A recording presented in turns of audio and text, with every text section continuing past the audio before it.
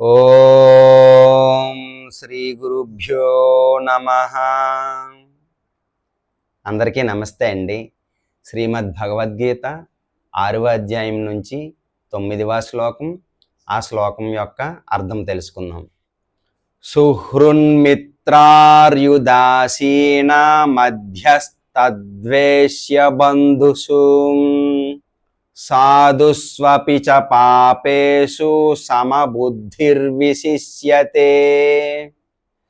నీతిమంతులైన శ్రేయోభిలాషులను, అనురాగము కలిగిన మిత్రులను, తటస్థులను, మధ్యవర్తులను, ద్వేషించే వారిని, బంధువులను, శత్రువులను, పుణ్యులను, పాపులను సమాన బుద్ధితో ఆదరించే వ్యక్తి మరింత పురోగమించిన వానిగా పరిగణించబడతాడు. ఈ శ్లోకం తాలూకా అర్థం ఏమిటంటే, ఇంతకు ముందు శ్లోకంలో పదార్థాల గురించి వివరించారన్నమాట. అంటే ఎటువంటి పదార్థమైనా సరే, అంటే అది బంగారం కావచ్చు, వజ్రాలు కావచ్చు, వైడూర్యాలు కావచ్చు, మట్టి కావచ్చు, ఏదైనా కానీ ఒకలాగే చూస్తారు అని చెప్పారు కదా. ఈ శ్లోకంలో ఏం చెప్తున్నారంటే ఆ భగవానుడు, శ్రీకృష్ణ భగవానుడు, అంటే మనసులలో రకాలన్నమాట.